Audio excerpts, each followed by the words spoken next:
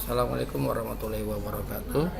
Selamat berjumpa kembali anak-anak sekalian kelas 12 di materi pelajaran sejarah. Di pertemuan kita kali ini kita akan membahas tentang masa Orde Baru. Di sini sudah saya tampilkan sebuah gambar. Ini gambar seorang presiden kedua kita yang memimpin di era Orde Baru, yaitu Bapak Presiden Soeharto. Kemudian di sini ada tulisan "Piye kabare ya?" Apa kabarnya? Dan di sini muncul kata-kata enak zaman kuto. Nah, ini maksudnya apa? Nanti kita lihat penjelasannya setelah kita memahami latar belakang dan bagaimana upaya-upaya perbaikan ekonomi di era Orde Baru. Baik, kita melangkah ke yang pertama, anak-anak sekalian. Kita masuk untuk memahami apakah itu Orde Baru. Jadi kalau kita bicara tentang masa Orde Baru, ini merupakan sebutan bagi masa pemerintahan Soeharto. Awalnya ini diawali oleh sebuah bentuk peristiwa di mana kita mengenal ada surat perintah 11 Maret tahun 1946 yang disingkat dengan istilah Super Semar. Nah, dasar legalitas dimulainya pemerintahan Orde Baru ini tidak lepas dari tonggak lahirnya Super Semar tersebut. Orde Baru berlangsung dari tahun 1966 hingga 1998. Jadi kalau dihitung kurun waktunya kurang lebih ada 32 tahun.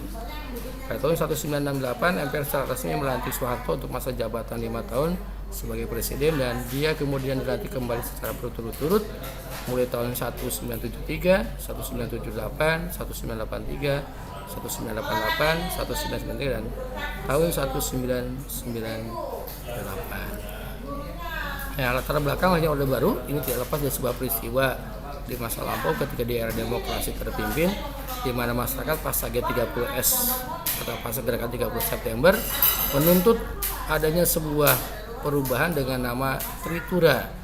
Tri artinya tiga, tuntutan, ranya tuntutan. Tidak ada tiga hal. Yang pertama yang dituntut adalah pembubaran PKI, yang kedua pembersihan kabinet dari unsur G30S PKI, dan penurunan harga. Tiga tuntutan di atas menginginkan perubahan di bidang politik dan ekonomi, yakni diantaranya pembubaran PKI beserta ormas-ormasnya, kemudian karena adanya perubahan ekonomi yakni penurunan harga yang paling diinginkan oleh masyarakat pada saat itu.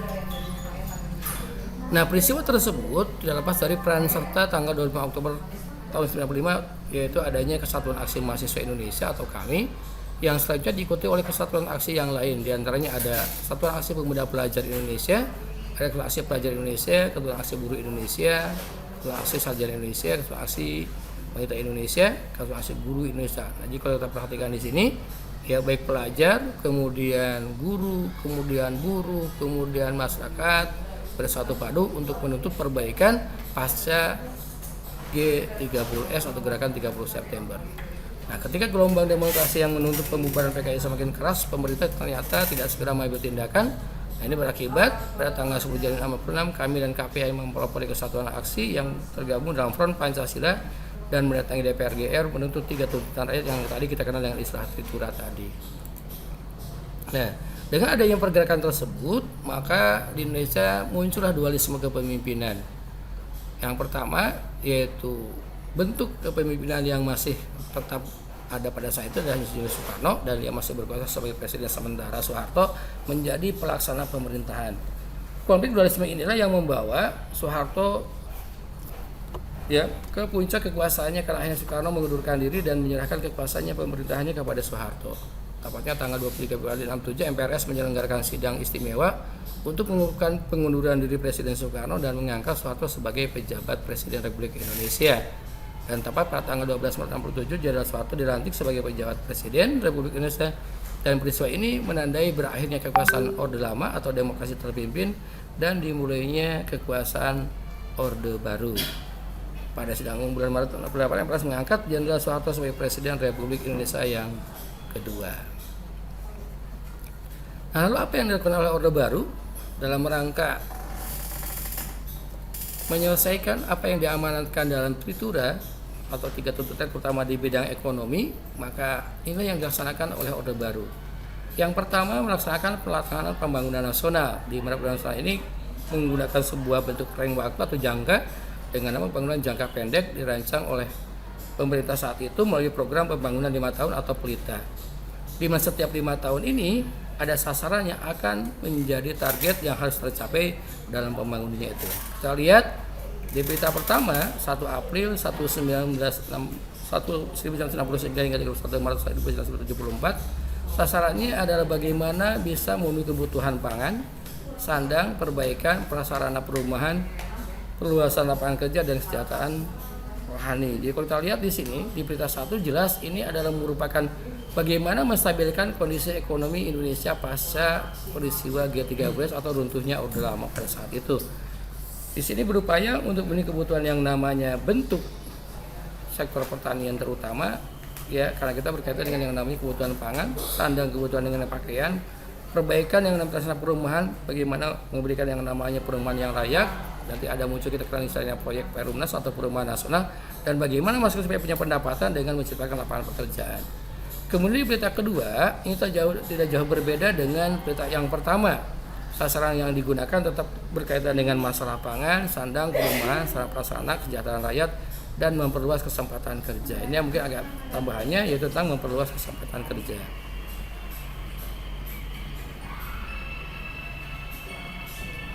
Di berita yang ketiga, pemerintah nanti berpedoman pada teknologi pembangunan dengan titik berat pembangunan adalah pemerataan yang dikenal dengan 8 jalur pemerataan. Di berita yang keempat, inilah yang nanti menjadi sebuah bentuk kebanggaan bagi bangsa Indonesia karena Indonesia sudah mulai melejit di sini, yaitu kita masuk ke dalam sektor pertanian untuk menuju swasembada pangan dan meningkatkan industri yang dapat menghasilkan mesin industri sendiri untuk mempertahankan kelangsungan pembangunan ekonomi.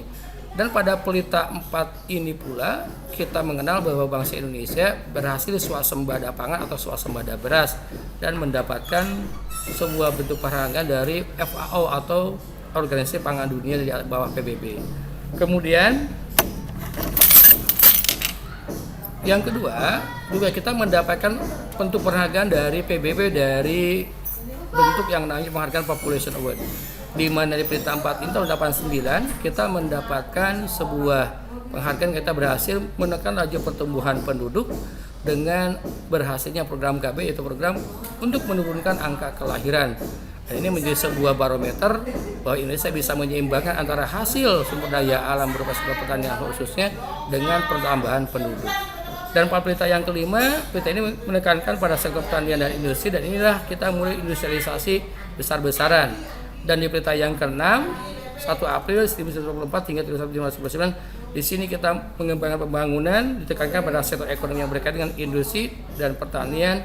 Dan kita ingat di berita 6 inilah kita berhasil menunjukkan pada dunia bahwa kita punya proyek mobil nasional dengan nama Timor, yaitu singkatnya teknologi industri mobil rakyat. Hanya sayang usaha ini tidak bertahan lama dan hancur karena adanya badai krisis moneter tahun 1997 hingga 1998, sehingga proyek mobil nasional ini tinggal kenangan dan tidak bisa berkembang hingga sekarang. Itu kaitannya dengan bagaimana upaya pembangunan ekonomi dari mulai berita 1, berita 2, berita 3, berita 4, dan berita yang ke-6. Sementara yang dimaksud dengan pembangunan nasional dengan konsep trilogi pembangunan adalah pemerintah menginginkan adanya pemerataan pembangunan dan hasil-hasilnya, kemudian pertumbuhan ekonomi yang cukup tinggi dan stabilitas nasional yang sehat dan dinamis. Dan hal ini yang menjadi PR besar pada saat Orde Baru adalah bagaimana melakukan pemerataan pembangunan hasilnya, terutama bagi wilayah Indonesia di bagian timur yang ini belum tersentuh dan belum terkembangkan sarana prasarananya dibandingkan dengan pulau-pulau yang lain. Dan konsep pemerataan yang dimaksud pada berita 3 adalah satu, pemerataan penuh kebutuhan pokok rakyat khususnya pangan, sandang, dan perumahan. Jadi kebutuhan pokok yang memang harus dipenuhi oleh pemerintah dalam kebutuhan rakyat itu sendiri.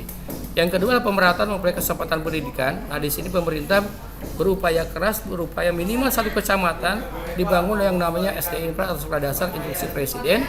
Dan ini diharapkan bisa mengikis yang namanya dan menurunkan angka buta huruf. Kemudian pelayanan kesehatan, maka di sini kita kenal ada pembangunan yang namanya puskesmas, pusat kesehatan masyarakat, nanti berkembang kepada tingkat yang namanya RW dengan adanya posyandu atau pos pelayanan terpadu. Kemudian pemerataan bagian pendapatan, di mana setiap daerah harus ada yang namanya upah yang nanti dijadikan patokan. Kemudian pemerataan kesempatan kerja dengan bentuk yang namanya pembukaan lapangan kerja, pemerataan kesempatan berusaha, pemerataan kesempatan partisipasi dalam pembangunan khususnya bagi generasi muda dan kaum wanita. demi pemerataan penyebaran pembangunan di seluruh wilayah tanah air dan pemerataan kesempatan memperoleh keadilan. Dan inilah yang ingin diciptakan oleh Orde Baru gitu ya, dan pada proses yang namanya pembangunan secara ekonomi Orde Baru bisa dikatakan dari mulai Pelita 1, Pelita 2, Pelita 3, Pelita 4 termasuk pembangunan yang memang berhasil, walaupun nanti ketika menjelang akhir Orde Baru kita mungkin banyak hal-hal yang harus diperbaiki, terutama di tatanan politik dan tatanan demokrasi. Demikian saja sekilas tentang yang namanya latar belakang munculnya Orde Baru dan perbaikan di sektor ekonomi. Ya, terima kasih dan saya mengucapkan wassalamualaikum warahmatullahi wabarakatuh.